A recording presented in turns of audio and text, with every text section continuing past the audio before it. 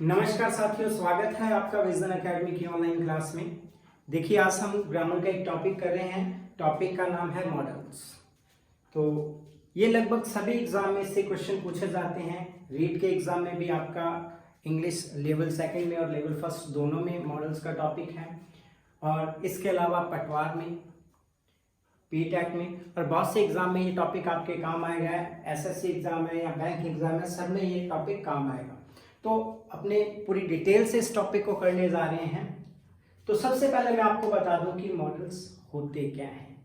देखिए, मॉडल्स जो है एक तरह के एक्सिलरी वर्ब हैं। एक्सिलरी वर्ब्स क्या होते हैं, जिसको हम हेल्पिंग वर्ब कह देते हैं। हेल्पिंग वर्ब, मॉडल्स एक तरह के हेल्पिंग वर्ब ही है। एक तो होती है प्राइमरी हेल्पिंग वर्ब, एक होती है एक्सिलरी हेल्पिंग वर्ब। तो मॉडल्स जो आते हैं वो एक्सिलरी हेल्पिंग वर्ब में आते हैं। These are used to express the mood of a speaker। देखिए, मॉडल्स जो होते हैं स्पीकर का मूड एक्सप्रेस करने के लिए यूज किए जाते हैं। मैं आपको एग्जांपल बता दूंगा, एक सेंटेंस लिख दूंगा और उस सेंटेंस में सभी मॉडल्स लगा लगा के आप देखोगे तो सेंटेंस बिल्कुल सही बनेगा। सेंटेंस बिल्कुल सही बनेगा, बस उसका मूड चेंज हो जाएगा। उस सेंटेंस का मूड चेंज हो जाएगा। तो मॉडल्स वो वर्ब है, वो हेल्पिंग वर्ब है जो स्पीकर के मूड को एक्सप्रेस करते हैं। मूड से ही मॉडल्स बना है। ओके, तो देखिए, इसको डिफेक्टिव वर्ब भी कहा जाता है। मॉडल्स जो होते हैं उनको डिफेक्टिव वर्ब भी कहा जाता है। डिफेक्टिव वर्ब्स क्यों कहा जाता है, इसका भी रीजन बताऊंगा। इधर जो मॉडल्स लिखे हुए हैं, जितने भी मॉडल्स लिखे हुए हैं, ये सारी डिफेक्टिव वर्ब्स कहलाती हैं।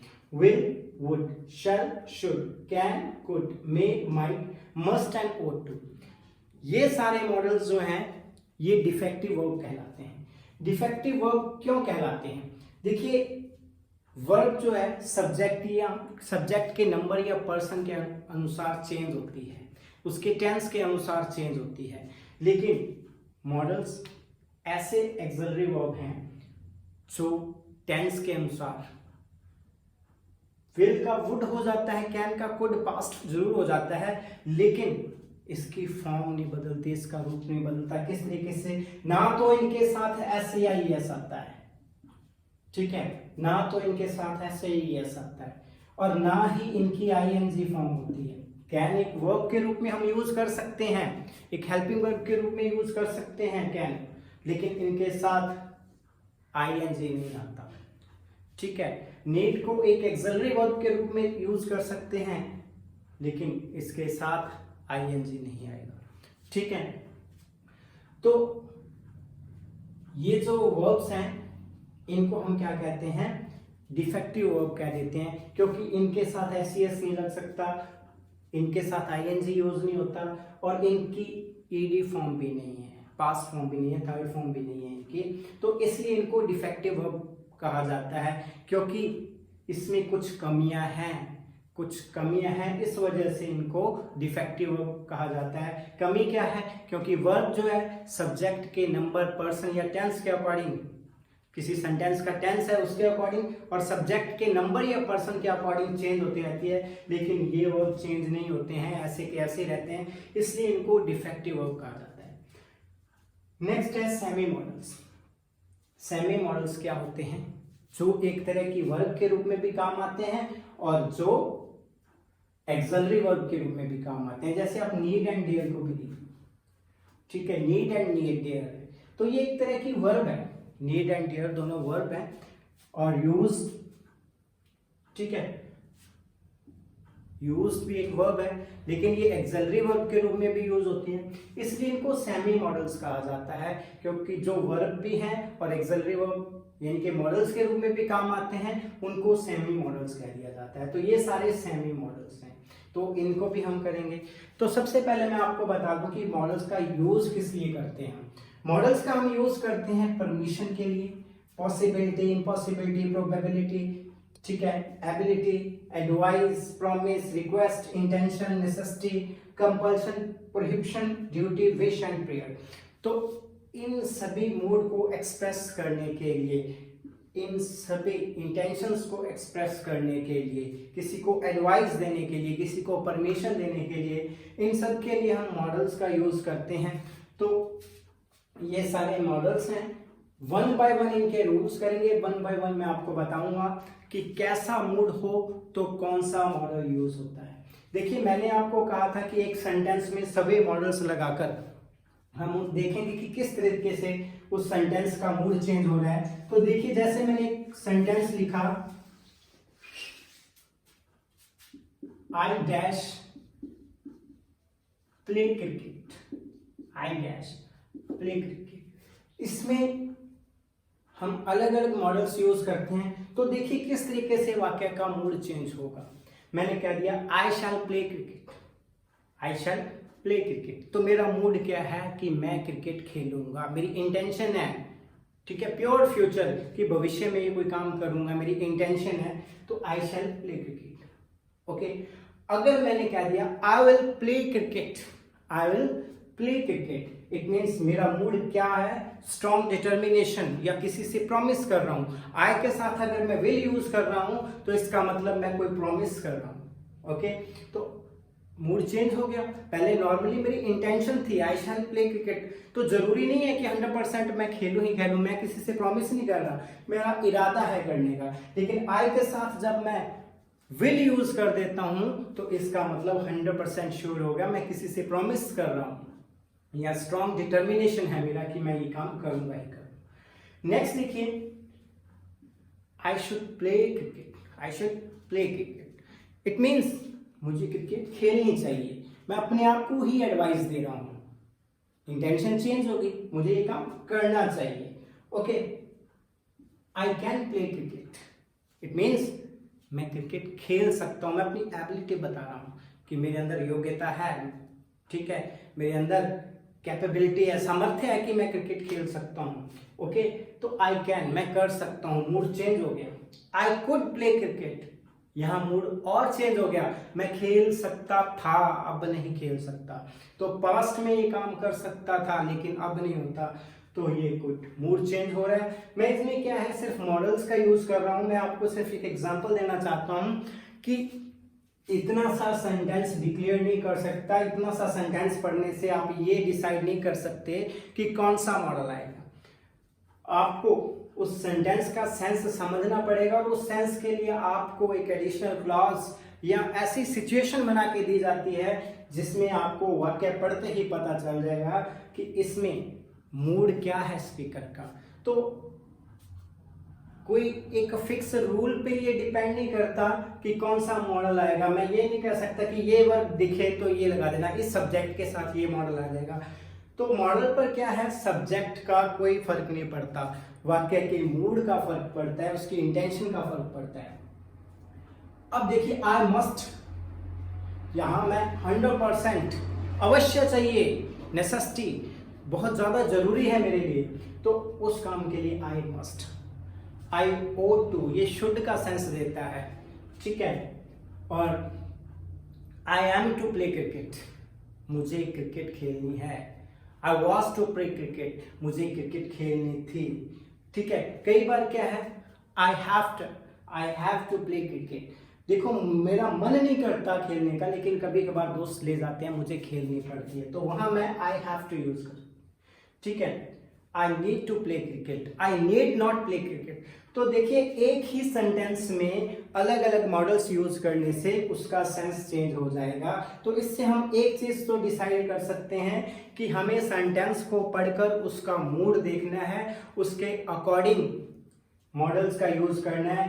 ऐसा नहीं याद करना है कि आई वी के साथ शैल लगाना है, बाकी के साथ विल लगा देना है, ऐसा कुछ नहीं है। सेंटेंस का मूड देखना है और उस मूड को देखकर हमने मॉडल्स का यूज करना है। तो चलिए देखते हैं वन बाय वन, हम एक एक मॉडल को हम डिस्क्राइब करते हैं या कि कहां कहां हमने यूज करना है और कैसे यूज करना है।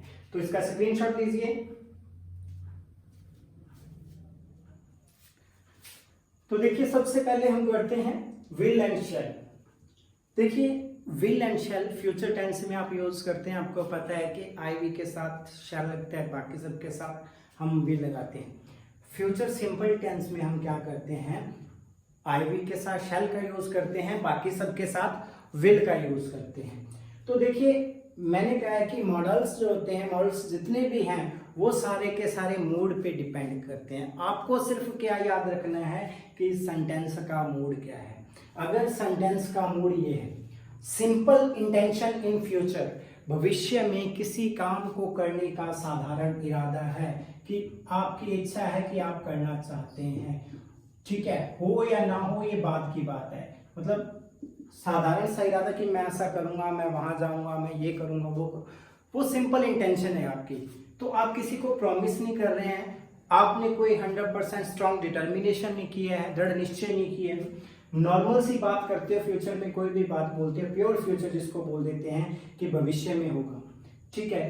तो साधारण इरादा है या फिर कैरेक्टरिस्टिक हैबिट है किसी की, मतलब वो हमेशा ऐसा ही करता है, उसकी आदत है, ठीक है, उसकी कैरेक्टरिस्टिक, उसकी एक विशेषता कह लो, एक उसके आदत का हिस्सा कह लो कि हमेशा ऐसा ही होता है, ठीक है। या फिर आप अनुमान लगा लेते हैं, कोई एजम्पशन है, पहले से ही अनुमान लगा लेते हैं कि ऐसा होगा, आपका एक अनुमान है, जरूरी नहीं है कि वो होगा या नहीं होगा। 3 बातें याद रख लेना, सिंपल इंटेंशन इन फ्यूचर, किसी की हैबिट आप बता रहे हो, कैरेक्टरिस्टिक हैबिट बता रहे हो, या फिर असम्पशन बता रहे हो, आप अंदाजा लगा रहे हो, अनुमान लगा रहे हो, ठीक है।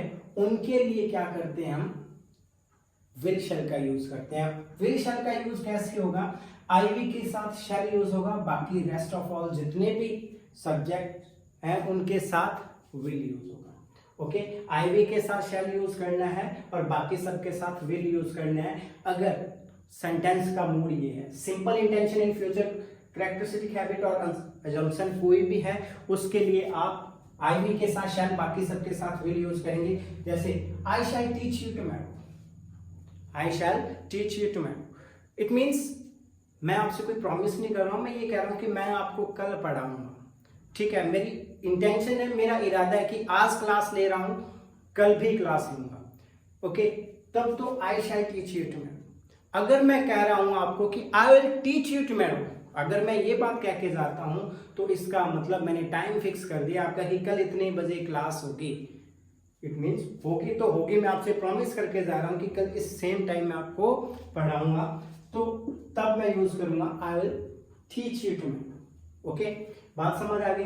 तो सिंपल इंटेंशन है तो आई के साथ शैल लगेगा, अगर प्रॉमिस करके जा रहा हूं तो आई के साथ विल लगेगा, ठीक है। तो ये सिंपल इंटेंशन है, समझ गए आप। वाक्य का अगर मूड सिंपल इंटेंशन है तो नॉर्मली यूज होगा आईवी के साथ शैल, बाकी सबके साथ will. He will write nothing but story, ठीक है, he will write nothing but story, मतलब कोई पर्सन है और वो कुछ भी नहीं लिखेगा, वो हमेशा कहानियां लिखता है और उसकी कैरेक्टरिस्टिक हैबिट है वो कहानियां ही लिखेगा और कुछ नहीं करेगा इसके अलावा, मतलब फ्यूचर की बात कर रहा हूं। ऐसे भी तो यूज कर सकते हैं, ही राइट्स नथिंग बट स्टोरी, ये भी सही है, ठीक है। उसकी आदत बताई जा रही है, उसका रूटीन वर्क बताया जा रहा है, वो प्रेजेंट सिंपल में यूज होता है। अगर ये सेंटेंस मॉडल के रूप में आता है, उसमें आपको कोई मॉडल का यूज करना है, आपको भी पता है कि ये डिफेक्टिव वर्ब है और इसमें एस वगैरह लगा नहीं सकते, तो आपको क्या करना है, he will write nothing but story, ये उसकी कैरेक्टरिस्टिक हैबिट है, इसलिए इसमें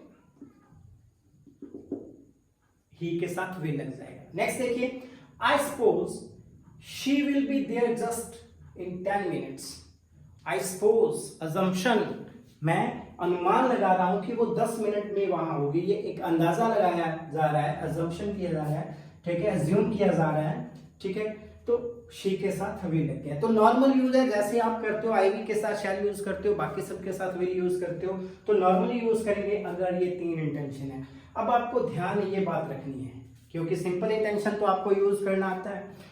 उसके बाद आपको क्या ध्यान रखना है कि सेंटेंस के अंदर अगर स्ट्रॉन्ग डिटर्मिनेशन, दृढ़ निश्चय, ठीक है, पक्का इरादा आपने कर रखा है, प्रॉमिस, किसी से वादा करते हो, किसी को थ्रेट, किसी को धमकी देते हो, वार्निंग, चेतावनी दी जाती है और किसी को निर्देश दिया जाता है, उसके लिए हम यूज को रिवर्स कर देते हैं।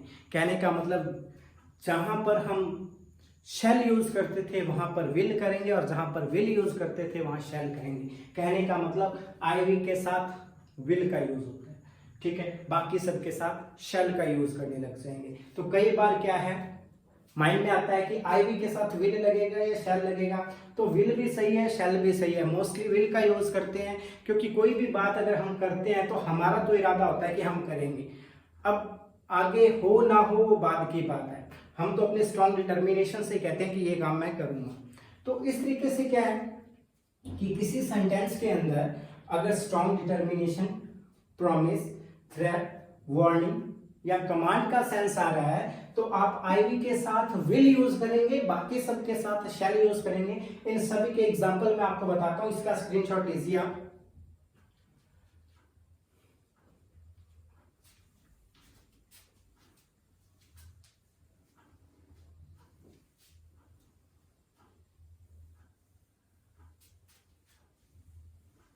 देखिए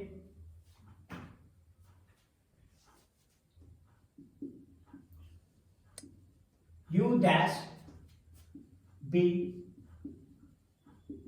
punished for this। मैंने एक सेंटेंस लिखा you dash be punished for this। तो यहां पर आपको विल और शैल में से एक मॉडल यूज करना है, तो कौन सा यूज करेंगे? देखिए वाक्य को पढ़ने से सेंस क्या हो रहा है, तुम्हें इसके लिए सजा मिलेगी, मतलब एक तरह की वार्निंग या एक तरह की धमकी दी जा रही है, ठीक है, एक तरह की धमकी दी जा रही है कि इस काम की तुम्हें सजा मिलेगी ही मिलेगी, तो धमकी दी जा रही है। तो आईवी के साथ शैल लगता है नॉर्मल सेंटेंस में, बाकी सबके साथ विल लगता है, लेकिन यहाँ क्या होगा, उल्टा होगा।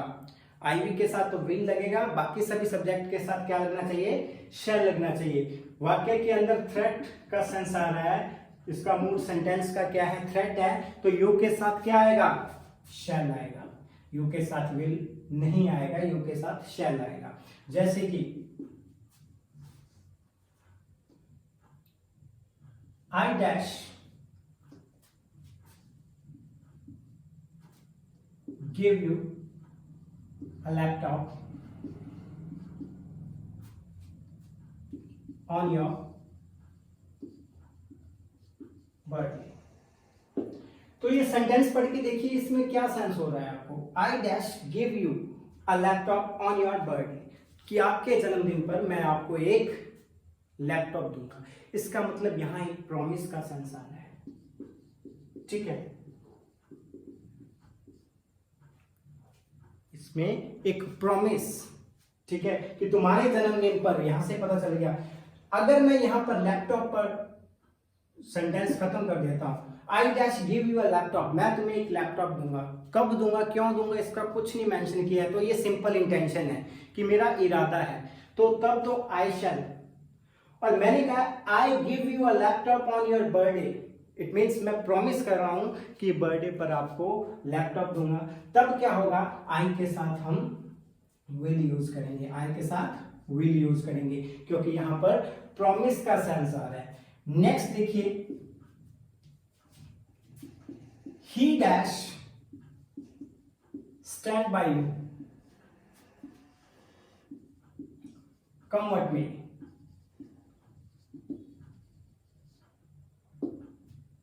Okay, he dash stand by you come what may, चाहे कुछ भी हो जाए, चाहे कुछ भी हो जाए, वो हमेशा तुम्हारे साथ है, वो हमेशा तुम्हारा साथ देगा। तो ही स्टैंड बाय यू, यहां पर स्ट्रॉन्ग डिटर्मिनेशन का सेंस हो रहा है, स्ट्रॉन्ग डिटर्मिनेशन, तो इस सेंटेंस में स्ट्रॉन्ग डिटर्मिनेशन का सेंस हो रहा है। तो ही के साथ नॉर्मली हम विल का यूज करते हैं, लेकिन यहां हम शैल का यूज करेंगे। Okay,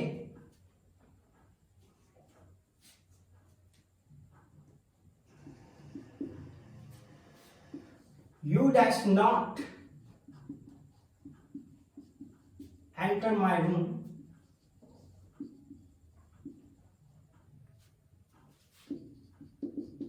without permission। next time,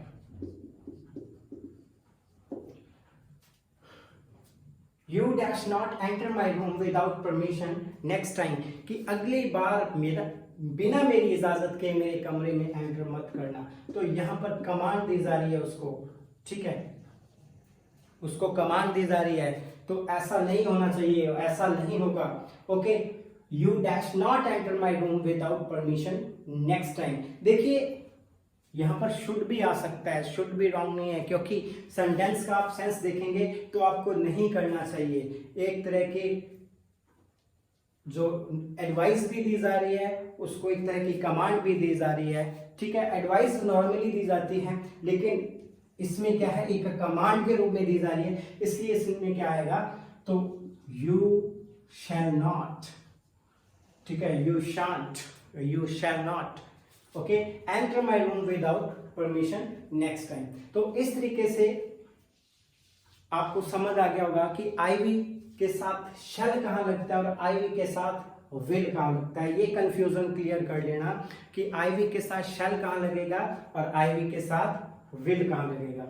simple intention है, नॉर्मल बात कर रहे हैं तो आईवी के साथ शैल लगता है, बाकी सबके साथ विल लगता है। लेकिन अगर आपका मूड इनमें से कोई एक है, ये इंटेंशन आपके बोलने की, तब क्या है, आईवी के साथ विल लगाएंगे, बाकी सबके साथ शैल लगाएंगे। लीजिए इसका स्क्रीनशॉट कि सेंटेंस का मूड क्या है। अगर सेंटेंस के अंदर पास्ट रूटीन की बात हो रही है, पास्ट हैबिट की बात हो रही है, या पोलाइट रिक्वेस्ट की बात हो रही है, तो आप वुड यूज करेंगे। आप वुड को यूज टू के सिमिलर मान सकते हैं। किसी भी सेंटेंस में अगर पास्ट हैबिट की बात हो रही है तो उसमें वुड और यूज टू दोनों यूज कर सकते हैं। अब आपके माइंड में क्वेश्चन आएगा कि ये दोनों के दोनों ऑप्शन अगर एक साथ आ जाए तब हम क्या करेंगे। देखिए, अगर सेंटेंस ऐसा आता है पास्ट हैबिट का या पास्ट रूटीन का, तो दोनों यूज टू और वुड एक साथ नहीं आएंगे, क्योंकि ये दोनों के दोनों ही सही हैं। तो आप डिफरेंशिएट कर सकते हैं कि अगर तो आपको फिल इन द ब्लैंक्स में लिखना है तो आप वुड और यूज टू में कुछ भी लिख सकते हैं, दोनों ही सही है। लेकिन अगर आप एमसीक्यूज में करते हैं तो उसमें दोनों ऑप्शन ही आपके सही माने जाएंगे। वुड और यूज टू एक ही बात है, ध्यान रख लेना। तो पास्ट रूटीन और पास्ट हैबिट और polite request, to be more polite. Polite request एक तो नॉर्मल किसी को रिक्वेस्ट करना, वो एक बड़ा ही विनम्र निवेदन करना, किसी को बड़ी पोलाइटली किसी से बोलना, तो उस पे हम वुड का यूज करते हैं। तो देखिए कैसे, he would study at noon, वो दोपहर को पढ़ा करता था। He used to study at noon, वो दोपहर में पढ़ा करता था। तो दोनों सेम सेंस है। तो वुड यहाँ पर पास्ट रूटीन की बात हो रही है, उसकी पास्ट हैबिट की बात हो रही है, तो पास्ट रूटीन के लिए वुड लगा दिया। Would you please do me a favour, क्या आप मेरा छोटा सा काम करेंगे। Would you please do me a favour, या would you please give me a favour, क्या आप मेरा छोटा सा काम करेंगे। तो यहाँ बड़ी पोलाइटली किसी को कहा जा रहा है, इसलिए वुड का यूज हुआ है। देखो, पोलाइटली बात करते हैं, पोलाइट रिक्वेस्ट में भी आप वुड का यूज करेंगे। नेक्स्ट है शुड। Okay, should. देखो, शुड एक ऐसा मॉडल है जिसको हम हर उस जगह यूज कर सकते हैं जहां आप किसी को कह रहे हैं कि तुम्हें ये काम करना चाहिए और ये नहीं करना चाहिए। नहीं करना चाहिए तो शुड नॉट, और करना चाहिए तो शुड। किसी भी पर्सन को कोई एडवाइस दे रहे हैं, कोई सजेशन दे रहे हैं, किसी को बता रहे हैं इस तरीके से कि आपको ये काम करना चाहिए, तो शुड का यूज करते हैं। ओके, शुड का यूज होता है duty, obligation, advice, suggestion, purpose, और should have obligation in past. मतलब हम कह सकते हैं कि ऐसा उसको करना चाहिए था परंतु उसने किया नहीं।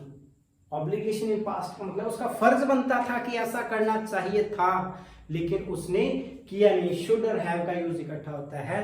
ओके, शुड हैव, ये फॉर्मेट देख लीजिए आप कि ऐसा उसको करना चाहिए था, ये उसका फर्ज बनता था, लेकिन उसने किया नहीं, तो वहां भी हम शुड का यूज करते हैं। ओके, तो you should keep distance from others nowadays. आजकल आपको दूसरों से दूरी बनाकर रखनी चाहिए, ठीक है। तो यहाँ पर एडवाइस दी जा रही है कि आपको दूरी बनाकर रखनी चाहिए। नेक्स्ट देखिए, we should keep our promise, यहाँ हमारी ड्यूटी है, ठीक है, हमारा फर्ज बनता है कि हम जो वचन करते हैं, जो वायदा करते हैं, उसको पूरा करना चाहिए। Work hard लेस्ट you should fail, यहाँ पर्पस के लिए, ठीक है, work hard you should fail. Okay, तो क्या है यहाँ एक उद्देश्य है, मेहनत करो अन्यथा फेल हो जाओगे। तो यहाँ एक उद्देश्य के लिए, ठीक है, शुड का यूज, वो एक पर्पस के लिए। आप ये निशानी याद रखना, LEST लेस्ट, ये वर्ड जहां दिया हुआ है मॉडल में तो आप शुड का यूज करेंगे। ओके, नेक्स्ट देखिए, she should have informed me before she left the house, घर छोड़कर जाने से पहले मुझे एक बार इन्फॉर्म करना चाहिए था।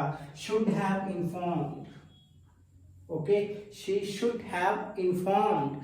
शुड हैव वर्ब की थर्ड फॉर्म एक साथ यूज होगा जब ऑब्लिगेशन इन पास्ट, पास्ट में करना चाहिए था लेकिन किया नहीं, तो शुड हैव वर्ब की थर्ड फॉर्म यूज होती है। ध्यान रख लेना, शुड किसी को एडवाइस देने के लिए, किसी को सजेशन, ठीक है, एडवाइस और सजेशन के लिए, सुझाव देने के लिए, सलाह देने के लिए शुड का यूज करते हैं। शुड का नेगेटिव यूज तब करते हैं जब आप अपनी किसी को कहना है कि ये काम नहीं करना चाहिए, ठीक है, तो you should not run on the road, मतलब ये काम नहीं करना चाहिए। तो सेंटेंस पढ़कर आपको इंटेंशन पता चल जाएगी, आपको मूड पता चल जाएगी कि ये काम हमें करना चाहिए तो शुड, नहीं करना चाहिए तो शुड नॉट। ओके, तो नेगेटिव सेंस बड़ी इजीली आप इसका कर सकते हैं। तो आज हमने 4 मॉडल्स किए हैं, विल, शैल, वुड और शुड। अब हम नेक्स्ट क्लास में मिलेंगे। देखिए, इस जितना भी आपको ग्रामर का टॉपिक करवा रहा हूं, इसकी जो एक ऑनलाइन टेस्ट होगा, इसकी एक PDF है, हमारी एप्लीकेशन में आपको मिल जाएगी। आप गूगल प्ले स्टोर से विजन एकेडमी की ऑनलाइन एप्लीकेशन डाउनलोड कर सकते हैं। देखिए, उसमें आपको सारे के सारे टेस्ट, सारी के सारी ऑनलाइन क्लासेस बिल्कुल फ्री है, कोई भी बैच की कोई भी कोर्स नहीं है। उसमें रीड, पटवार, फर्स्ट ग्रेड सभी के लिए प्रैक्टिस सेट डाले जा रहे हैं और आप अपनी अच्छी तैयारी करने के लिए वो फ्री के प्रैक्टिस सेट लगा सकते हैं। उसका आपको कोई भी ऑनलाइन टेस्ट का चार्ज नहीं देना पड़ेगा और जितने भी PDF हैं वो आपको वहाँ पर अवेलेबल करवा दिए जाएंगे। साथ के साथ टॉपिक कंप्लीट होने के बाद PDF डाल दिया जाएगा और एक इसका टेस्ट भी डाल दिया जाएगा जो टॉपिक कंप्लीट होने के बाद आपका होगा। तो हमारी विजन एकेडमी के नाम से ऐप है और जो हमारे चैनल का लोगो है वही ऐप का लोगो है, तो आप डाउनलोड कर सकते हैं। Thank you very much.